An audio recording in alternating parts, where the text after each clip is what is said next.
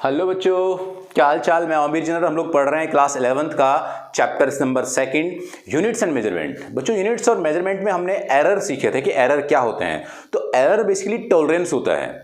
किसी भी चीज को हम लोग मेजर करते हैं, कोई भी मेजरमेंट तब किया जाता है तो उस मेजरमेंट में जो भी टॉलरेंस हो वो एरर कहलाता है। यानी कि जो भी मिस्टेक हो बेसिकली मेजरमेंट में वो एरर कहलाती है। एरर बेसिकली दो तरह के होते थे, systematic error and random error.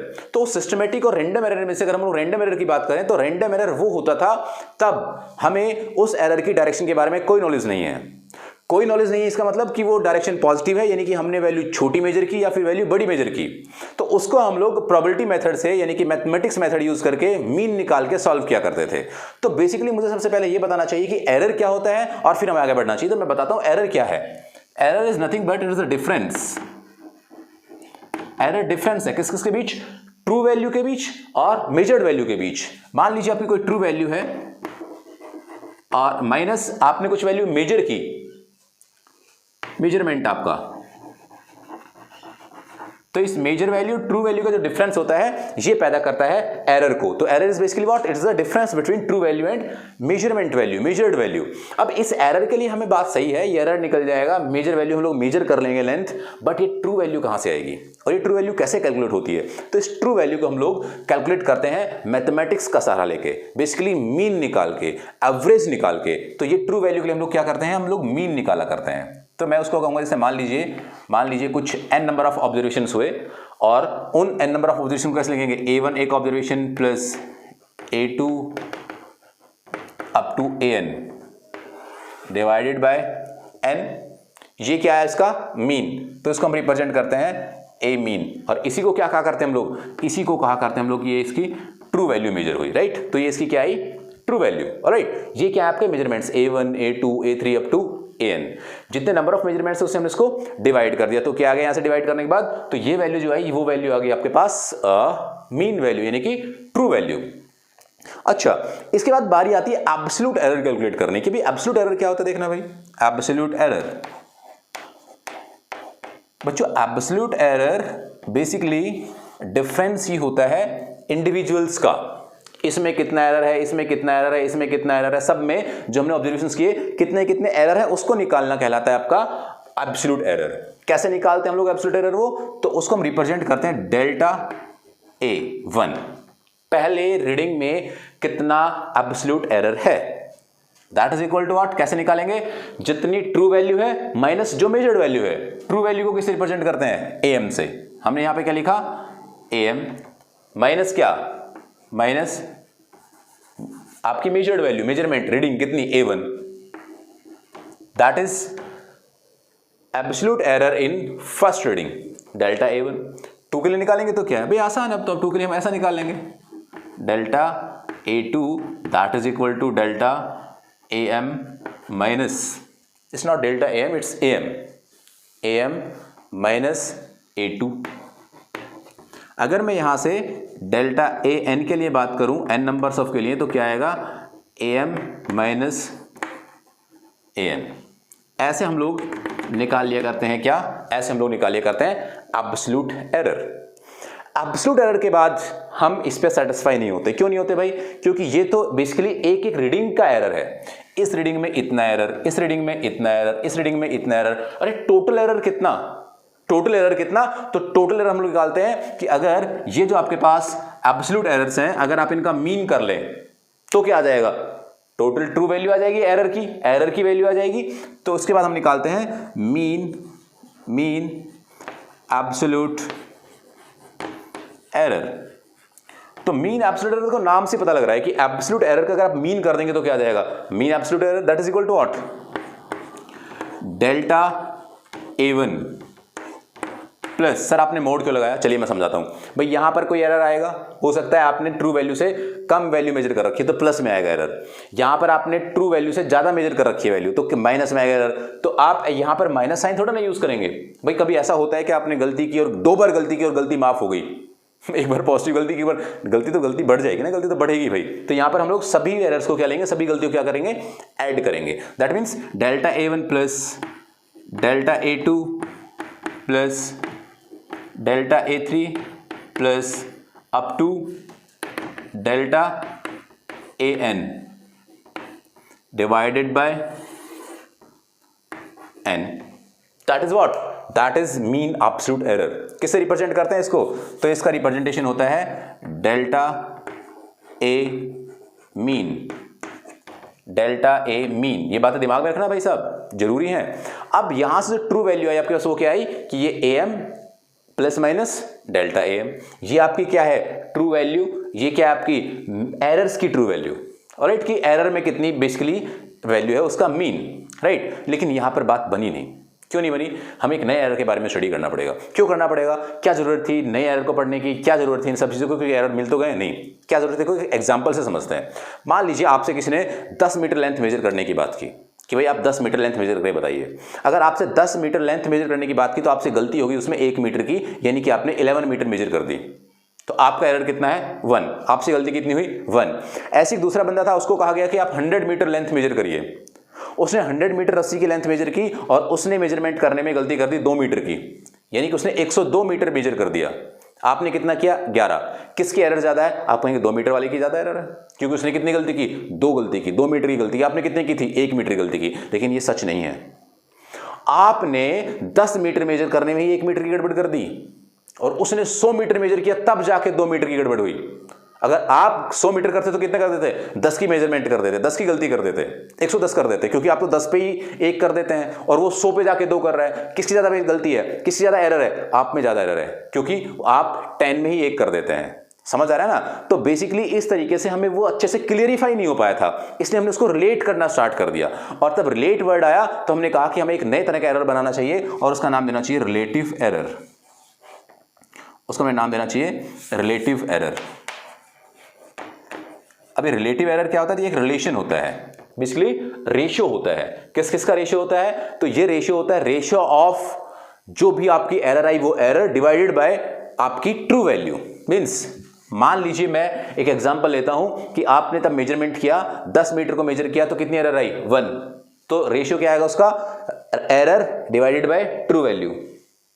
Error कितना है यहां पर delta A M upon true value क्या आपकी ए एम। कहने का मतलब अगर मैं इसको फॉर्मूला लिखूं तो क्या लिखना चाहिए मुझे, mean absolute error, mean absolute error divided by true value या mean value, that is basically relative error. Relation यहां पे आपने निकाला, इसी का दूसरा नाम फ्रैक्शनल एरर भी कहा जाता है, ये आपका फ्रैक्शनल एरर भी होता है, राइट। लेकिन बात बनी नहीं, अब क्या नहीं बनी, अब तो सब हो गया। अब ये नहीं बनी कि हाँ अगर हम ये निकालना चाहें कि किसने ज्यादा परसेंट गलती की, यानी कि अगर हम लोग परसेंटेज एरर निकालना चाहें तो उस परसेंटेज एरर को कैसे कैलकुलेट करेंगे, राइट। तो परसेंटेज एरर को कैलकुलेट करने का मेथड मैं आपको सिखाता हूं, देखिएगा। पता नहीं यहाँ पे स्पेस आपको नजर आएगा नीचे के नहीं आएगा, लेट मी चेक अगेन। ठीक है, परसेंटेज एरर मैं आपको लिखता हूं, पहले आप जल्दी से इसे लिख लीजिएगा, अब पॉज करके वीडियो आप इसे लिख लें, फिर उसके बाद मैं आपको परसेंटेज एरर के बारे में बात बताता हूं क्या होती है। हाँ, हम लोग परसेंटेज एरर की बात कर रहे थे बच्चों, परसेंटेज एरर।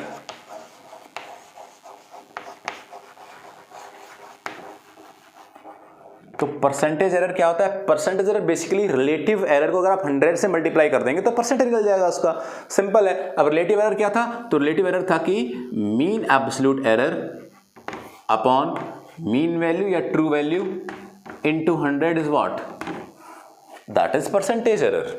कोई रॉकेट साइंस नहीं थी, सिंपल सी बात है, राइट। तो यहां से आप परसेंटेज एरर निकाल पाए। अच्छा, आपने अब क्या क्या निकाल लिया है, आपने निकालना सीखा है एब्सोल्यूट एरर। कैसे निकालते हैं, आपकी जो ट्रू वैल्यू है उसमें से आप ऑब्जर्वेशन की वैल्यू को माइनस कर देते हैं। फिर आपने क्या सीखा, मीन एब्सोल्यूट एरर, यानी कि जो आपका एब्सोल्यूट एरर आया डेल्टा डेल्टा वाली जो क्वांटिटी है उसको ऐड करके एन से डिवाइड कर देंगे तो क्या आ जाएगा मीन एब्सोल्यूट एरर। उसके बाद आपने क्या निकालना सीखा, relative error, means mean absolute error upon true value. उसके बाद आपने क्या सीखा, परसेंटेज एरर। क्या हम एक क्वेश्चन कर लें इस पे बेस्ड, तो आइए मैं आपको कुछ रीडिंग्स दे रहा हूं मेजरमेंट ऑफ लेंथ की, और उनके बेसिस पर आप लोग डिसाइड करके बताइएगा कि एब्सोल्यूट एरर क्या होता है, मीन एब्सोल्यूट का एरर क्या होता है, किस तरीके से हम लोग ये सब परसेंटेज एरर एवरीथिंग कैलकुलेट किया करते हैं। तो मैं आपको कुछ रीडिंग्स देता हूं, देखिएगा। मेजरमेंट ऑफ देता हूं मैं आपको, मेजरमेंट ऑफ लेंथ। जैसे मान लीजिए आपको गिवन है वो रीडिंग में आपको लिख देता हूं इसमें, ताकि फिर आप इजीली कैलकुलेट कर पाएं इन सब चीज़ों को। तो आपको यहाँ से ये मेजर्ड वैल्यू कुछ दे रखी हुई है, राइट। इन मेजर्ड वैल्यूज में ये 1 2 3 4 A1 A2 A3 A5 तक दिया हुआ है। अब आपसे पूछा गया कि आप निकालिएगा एब्सोल्यूट एरर, सारी चीज़ें कैलकुलेट करिएगा जो मैंने आपको पढ़ाई है। एक बार आप ट्राई करिए पॉज करके, नहीं होता था फिर मैं सॉल्व करता हूँ। ट्राई करिएगा, मैं स्टार्ट कर रहा हूँ।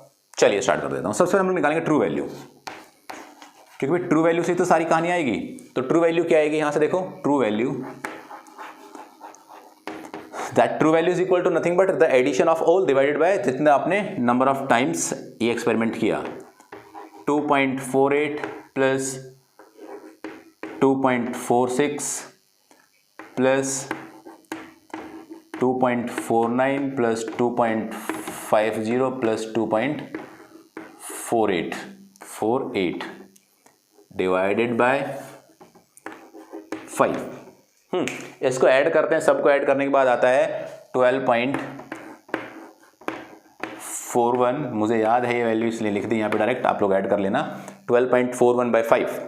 इसको डिवाइड करते हैं 5 से, तो 5 से डिवाइड करने के बाद वैल्यू आती है 2.482। इससे से कट करेंगे तो ये वैल्यू आएगी। अब हमें डबल डिजिट में चाहिए पीछे, यानी कि पॉइंट के बाद हमें 2 डिजिट चाहिए, तो इसको हम हटा देंगे, राउंड ऑफ करेंगे। राउंडिंग ऑफ करने के बाद रिजल्ट आएगा 2.48। ये वैल्यू आई आपकी ट्रू वैल्यू। इसके बाद हम लोग निकाले करते हैं ट्रू वैल्यू के बाद absolute errors. Absolute error, right, क्या निकालते हैं हम लोग, एब्सोल्यूट एरर। एब्सोल्यूट एरर, तो एब्सोल्यूट एरर कैसे निकलेंगे, तो इसमें आपको क्या करना पड़ेगा कि जो आपकी ट्रू वैल्यू है उसमें से माइनस करना पड़ेगा A1 A2 A3 इन सबको। कैसे करते हैं देखो, यहाँ पे मैं करता हूँ। Delta A1 is equal to what, basically आपकी ट्रू वैल्यू कितनी आई 2.48, और पहली रीडिंग कितनी है 2.46। सेकंड आपने कैलकुलेट की तो कितना आया 2.48 माइनस, पहले 2.48 ही है यार, 6 नहीं है, ये है 2.46। ऑलराइट, उसके बाद कितना आता है डेल्टा A3 2.48 माइनस 2.49,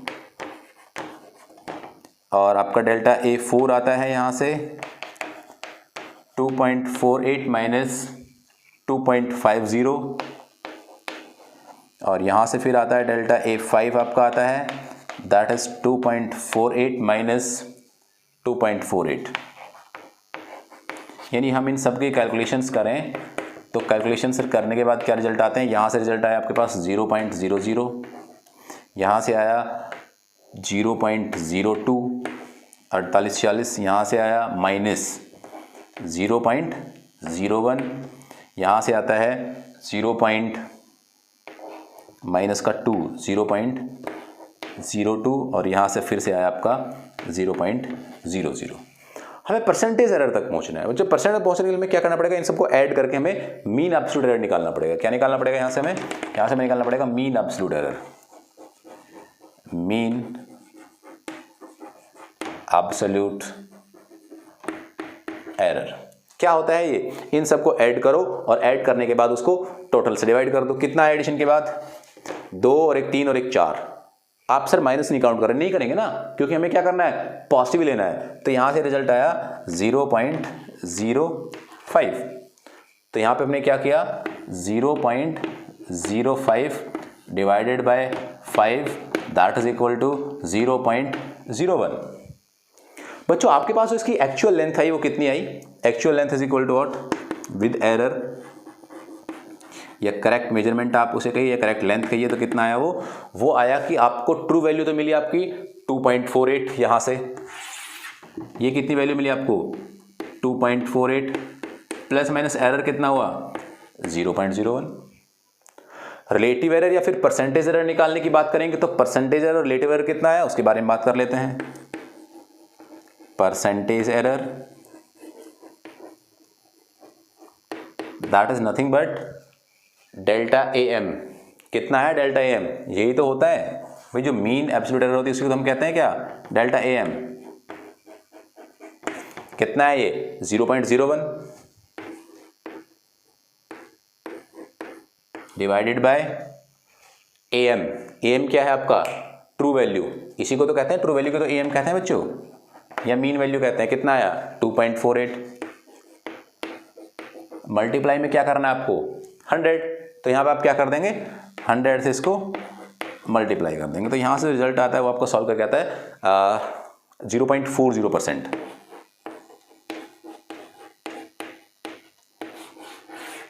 ये आपका परसेंटेज एरर निकला, ये आपकी ट्रू वैल्यू निकली,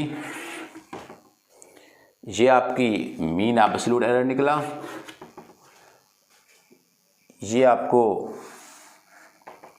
एब्सोल्यूट एरर निकले, और ये है आपकी ट्रू वैल्यू। ये एक्चुअल वैल्यू है, ये ट्रू वैल्यू है उसकी।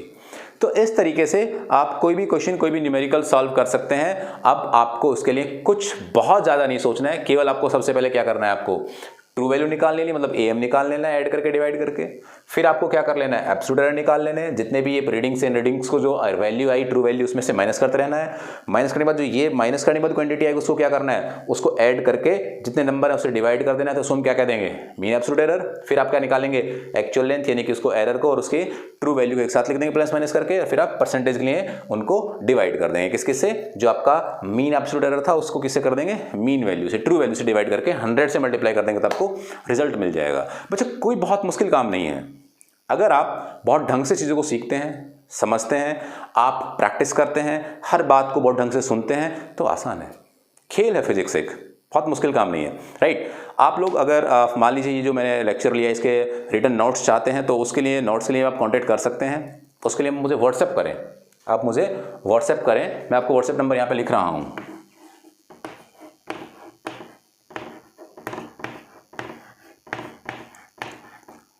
$7023169100।